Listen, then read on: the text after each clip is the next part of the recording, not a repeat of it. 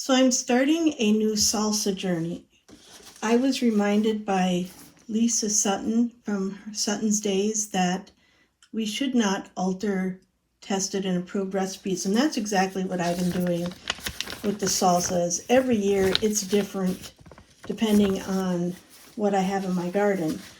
And when you alter your recipe, you're altering the pH, the approved tested method, and you're playing Russian roulette, potentially creating an atmosphere for botulism.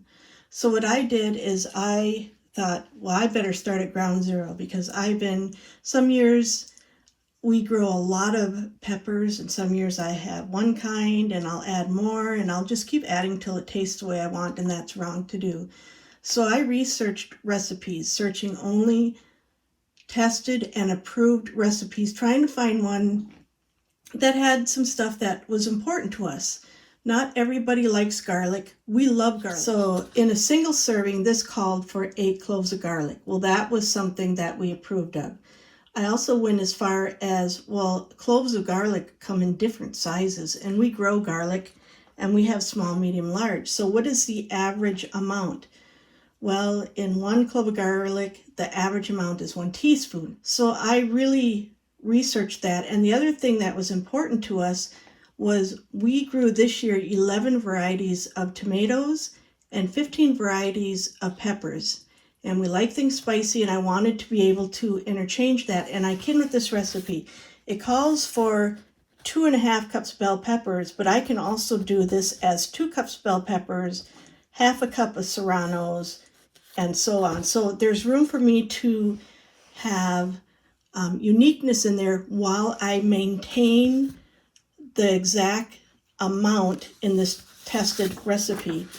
I have cut up 27 cups of assorted heirloom tomatoes, so I'm 3-timing this recipe. So I have so many bell peppers. This was a new one we grew this year, and it's a Polish variety, and it did magnificent, so I'm going to be adding that. We have assorted peppers, Hungarian hot, just a variety of peppers. So I'm going to maintain this recipe and make sure I have 7.5 cups of chopped peppers, because I could make just 6 cups of bell peppers and add 1.5 cups extra of hot peppers. It's got the garlic, and it's got the tomato paste for thickening. So this had everything on it that I wanted in a recipe, and so I feel very confident. So now I'm going to start chopping the bells and the onions and the garlic, and I've got, again, assorted garlic from our garden. These are the ones I'm not filtering because they have blemish on them, but I'll know exactly about how much to make sure I get a teaspoon per garlic to put in here, and go back to the basics of the recipe. And it's very, very important you do not alter the amount of vinegar. This is not supposed to taste vinegary. I read all the reviews, and because that is very important in keeping the acidity. So even though Grandma made her own recipes, and I've done it for 40 years, even at my age, I'm learning to knock it off. There's been proven recipes, and while it was okay 30 years ago, it's not okay today. So I'm going back to basics, and I'm going to start doing salsa. One other thing I want to mention is when I start chopping this, I'm going to start with my spicy peppers. And I've got a variety. I think I've got like 8 varieties of spicy peppers, because I know I've got plenty of bell peppers to fill up that amount. So I'm going to chop all my spicy peppers, see what I get up to, and then I'll make sure that the amount for the bell peppers is correct. So let's say I chop up a lot more spicy peppers and I only need 6 cups of bell peppers. So I will accurately measure that and know. I have cut up my 7.5 cup bell peppers, but I also have a layer of spicy hot peppers. I am going to reserve my 3/4 cup pepper. Now when you're canning this, I read that you can go under the amount of peppers, but you cannot go over. So if you only had 6 cup bell peppers, you're okay. If you put in 8 cup bell peppers plus the spices, you are not okay. You've altered it to a point where the vinegar can no longer safely can that product. So I am going to reserve my 3/4 cup medium jalapenos for some spicy peppers to add in as I taste it. And I've got some dried really hot peppers that I know I'm going to be putting in at least a 1/4 cup of that chopped up. And then I'm going to taste it and see if I need to adjust it.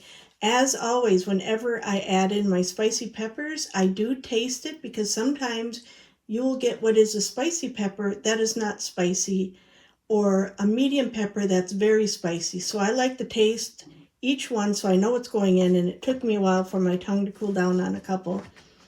And also, when you're making salsa, the pepper is always going to be strongest at the tasting. Then after it's canned, it way mellows down. So typically I try to can this a lot spicier than I'm hoping for, because I know it will really mellow down. There are a lot of them out there that are tested and proven, and you find one that fits your family's food preferences. I've been chopping vegetables for hours. I reserved 3/4 cup of pepper, hot pepper, bell pepper, whatever. I'm going to use a 1/2 cup of some banana peppers, and I'm also going to use some dried peppers. Now this isn't quite a 1/4 cup, so I know I got another tablespoon's worth that I can add should I need to. The only thing I'm concerned about is this recipe does not call for sugar, and I've always added about 3 tablespoons of sugar.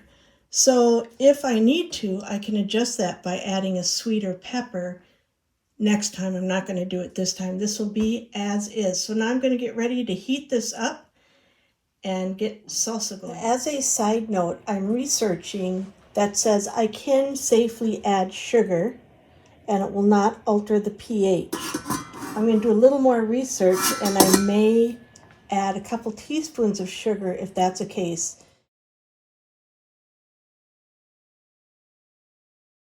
In the process of canning, I forgot to show filling these jars.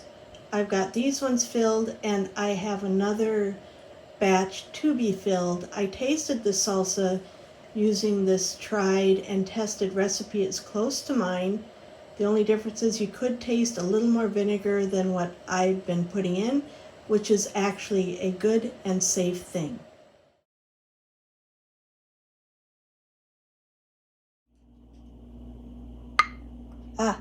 Canner's music. Now all my salsa is sealed, and I always remove these rings because their job is done. The only reason why you want the rings on is to hold the lids down. This one here, I'm going to have to use 2 hands. And once it's sealed, it's done its job. These are sealed. I've got more in the canner coming. It's been a successful canning of salsa. So all of my salsas have sealed.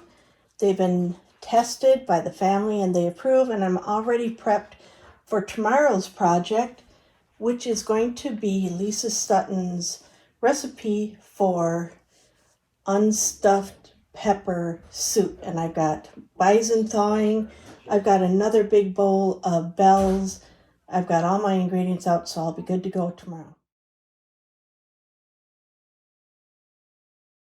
So today's canning project is going to be making something I've never made before, an unstuffed pepper soup, and I got this from Lisa Sutton from Sutton's Days. My amounts, I'm doing 1.5 batches of this, so I adjusted my seasonings. The other thing I adjusted is we don't eat beef, so I have ground bison in there. I'm going to use chicken broth because that's what I have and not our home canned chicken broth. And I made my own seasonings, Italian seasonings, with dried oregano from our garden and basil, some fennel seed, some red pepper flakes, some thyme, and some rosemary. And so I'm going to get going and get this started. I have my jars all washed and everything prepped and ready for another day of canning. Meat is almost brown, but because I use such a lean bison, there's not much in the way of fat. So I took out some chicken fat and some turkey fat from some stock I made, to saute the vegetables in it. Her recipe also calls for 14.5 ounce diced tomatoes. I only have a couple of these cans, and I save these for special if I'm going to make a chipotle Buddha bowl and I want to spruce it up. So I'm going to be using canned tomatoes, and these tomatoes have been canned with the lemon juice. Everything has been correct in this. I do have citric acid. I've never used that. I have this on hand in case I don't have lemon juice, but I often have a lot of lemon juice. And I'm also going to use my own tomato sauce, and this is just plain tomato sauce with some lemon juice added. And so I'm going to use that in the recipe in place of a store-bought diced tomato or sauce. I started prepping for this at 6:30 this morning with washing jars and such, and so far it looks to be really good. When I cook this, I will add some extras if I feel the need, and rice also. But I'm going to simmer that for half an hour and then get it canned up. Batch one ready to go into the canner. I feel like it cooked down a little bit more than I would have liked because I have a bigger batch. So it might be best to do it in smaller batches so you don't have to cook it as long to get it to come to a simmer for 30 minutes. And but I've got a whole nother batch in the kettle here to go when this comes out. And again, finger tight so you've got some release room for that air. I've got my canner heating up on the stove. When you've got a hot liquid with hot jars, you want to make sure it's going into a hot canner. And they say you don't have to boil these lids, and I've not a few times, but it's an old habit, and makes me feel better, so I still boil the lids. Or the lids. These guys here. And while I've always used Ball, I've been using 4 jars for a year, and I've not had one fail. And normally when I'm canning green beans, I always get a jar that doesn't seal. This year, I had 100% seal, which was really good. So I'm going to get these in the canner and set the canner for 75 minutes after I released the steam for a solid 10 minutes, but it's going to take a half an hour before I get to that. I also want to note that for every cup of solid I put into a canning jar, I had also put into here so that when I can my second batch, I didn't have just liquid. So I've got the same amount of solid meat and peppers and onions in here that I put in the first batch. The unstuffed pepper soup with Bison, and they've all sealed, and you can see it bubbling. And I have the second batch in the canner. All day processed, but they taste so good. I tasted it before I put it in the jars, and I've got a jar in the fridge for a meal. And we decided to try a little with the leftover jar that did not get into the pressure canner. I cooked up some rice and added it, a little salt and pepper, and it was delicious. My husband said, "This is good." And he went back and polished it off. So it's a winner. I didn't film this because I just plumb forgot, but I did can some jars of banana pepper rings, pickled banana pepper rings. I've got the recipe from the Home Guide USDA canning book on page 624. And this is the pickled pepper recipe that I used. I was scant with my celery seed, and I used ground mustard seed because I didn't have the seed. I also put in 1/8 of a teaspoon in the pints and a really tiny amount of this in the smaller jars to see how that does. And they all came out, and I'm seeing dimples, so I'm expecting them to seal. And that is the banana pepper rings. And this used exactly 3 pounds, and I did not have any leftover brine, and I did not have to make any more brine. Another thing I have going on back here in the mudroom is my seed saving trays. Now this is black crim. I've got 4 more, maybe 5 more tomatoes I want to do. With these seeds, I do ferment the tomato seeds because they have an enzyme that protects the seed from sprouting. So you just put it in a bowl, squish out the seeds, put them in a bowl for about 4 days, and it gets moldy on top, and you remove the mold and rinse them, and that's your fermented tomato seeds. I've also got some a Polish bell. I'll write down the correct name. These did fabulous, and so I'm really excited about that. Hungarian hot wax and banana bell pepper that I just did up today, so these are still moist. A few days of canning whole tomatoes, unstuffed pepper Bison soup, salsa, and banana pepper rings.